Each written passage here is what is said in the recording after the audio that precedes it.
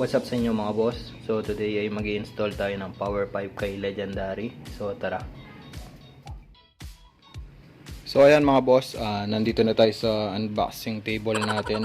Kung maalala nyo pala last na nag-install tayo ng Power 5 kay Legendary, hindi na-install ng maayos kasi sabi plug and play lang. Ngayon pala kailangan pa pala ng bracket. Tsaka alam ko or pagkakaalam ko pang wave 110 yung binigay.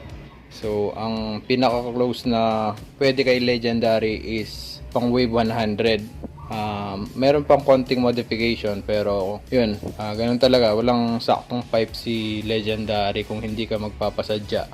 So ngayon, mag-i-install ulit tayo ng power pipe kay Legendary kasi nga need na ng engine ni Legendary kasi naka-set na. So bali ito yung napili kong power pipe. Ayan.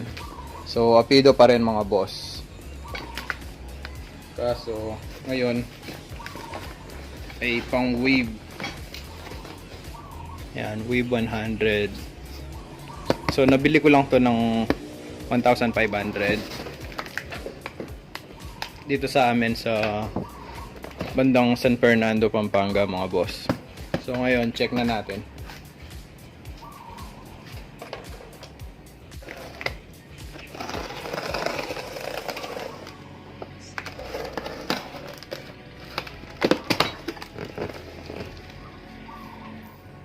Bali, power pipe na muna yung ilalagay natin para kahit papaano na i-smoothing natin sa daan. Bawal kasi yung open pipe dito.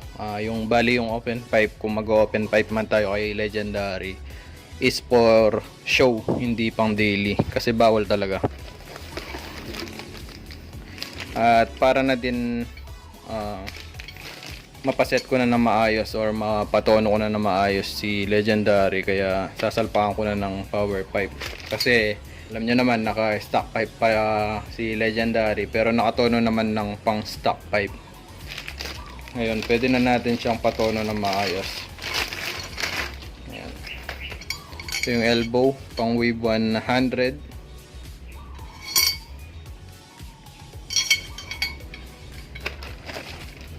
So pag-install pala nito mga boss, ito time lapse ko na lang.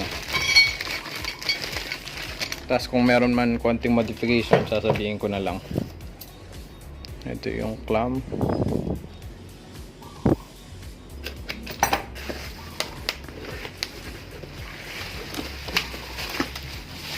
Ito na yung mismong pipe. Ayan, Pido, made in Thailand.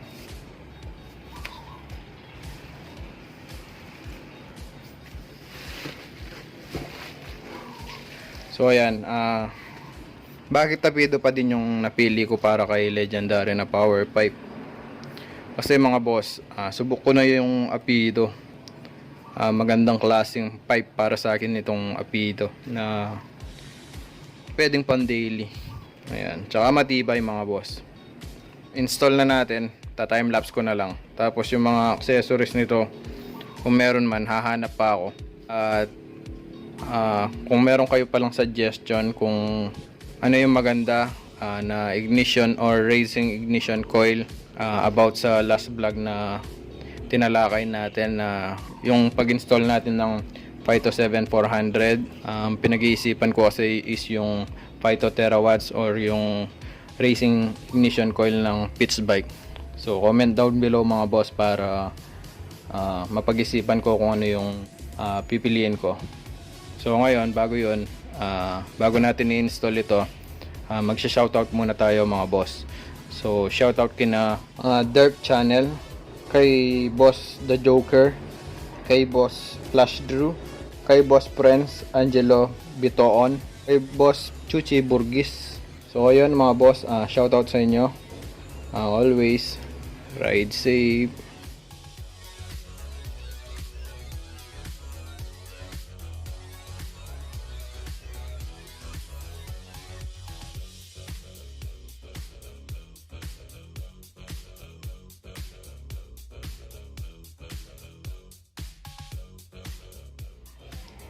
So ayan mga boss, na-install na natin yung elbow niya.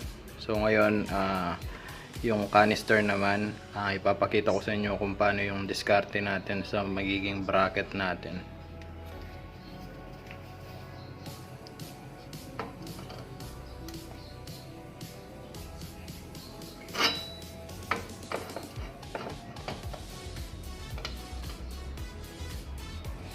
So ayan, tama.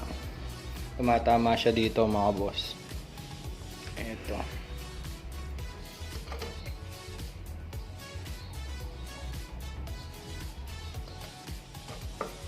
Ayan, maganda sana kung dito. Kaso short naman yung elbow.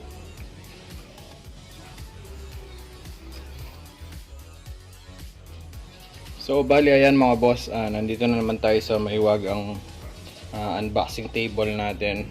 So i-discuss ko lang sa inyo yung about sa bracket or magiging bracket nito. Ang unang idea na gagawin ko sana is ikakat na lang itong bracket na to at imumove kung saan yung bracket pipe ng passenger peg ni Legendary, yung stock na passenger peg. Kaso naalala ko pala na soon aalisin din natin yon, yung stock na passenger peg ni Legendary. Ay di-delete natin yon kasi hindi naman natin pande-daily, tsaka hindi naman natin ginagamit na pang-angkas. So street bike yon mga boss, kaya tatanggalin ko yon. Ngayon nagpagawa na lang ako ng bracket. So bali tatanggalin ko yung stock na put peg ni Legendary or passenger peg. Tapos nagpagawa ako ng bracket. Pansamantalang bracket mga boss kasi hindi pa ako nakabili ng alloy. Pero nagpagawa ako ng stainless. So alisin ko muna to. Tabi ko muna dito. Ayan. So bali ito yung magiging bracket natin mga boss. Ayan. Stainless na may flat bar na stainless. So bali dito yung pagkakabitan ng pipe natin. Tapos ayan, parang stock lang. Mamaya papakita ko sa inyo mga boss. Pinagawa ko lang to, nasa around 150 pesos. Tapos meron pa akong isang binabalak na re-elbow sana, kaso nasa 500 to 1,000 yung re-elbow. Parang halos katumbas na ng isang pipe. Samantala lang naman itong Apido pipe na to na power pipe. Naka-set na si Legendary at soon, wala pa tayo kasing pambili ng open pipe, pero soon mag-open pipe si Legendary, kaya hindi ko na pinagawa yung re-elbow. At least wala siyang gaano modification. Nag-modify lang tayo talaga. Nagpagawa tayo ng bracket. Ayan. So baka meron magtaka bakit ganito yung bracket na pinagawa ko. Kung dito lang kasi mga boss, parang nahihinaan ako. Kumbaga ito, suporta to para hindi siya magalaw. Ngayon, check nyo mga boss kung okay para sa inyo. At least gayahin nyo na lang to. Or kung hindi naman okay, try nyo mag-alloy. At ako din, try ko mag-alloy. So as of now, ito na muna. At least stainless to mga boss. So ngayon, install na natin, tapos i-sound check natin itong Apido pipe na power pipe na pang wave 100 para kay Legendary. So ayun mga boss, ta-time lapse ko na lang para mabilis tayo sa pag-install and then sound check natin. So tara.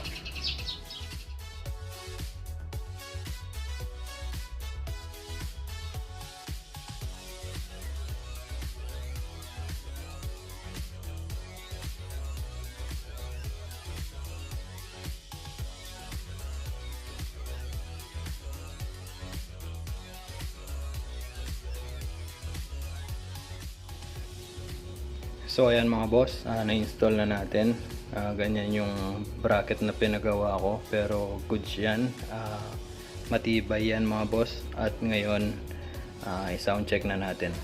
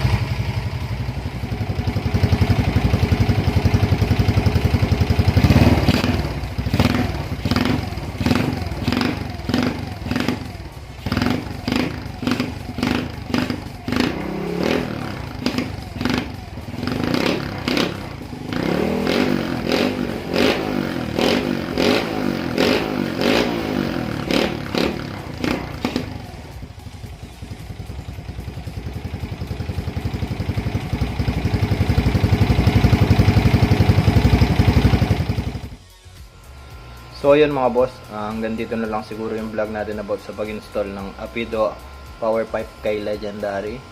So ayun lang yung conversion natin sa kanya. Kita-kits na lang sa susunod na vlog. Always ride safe.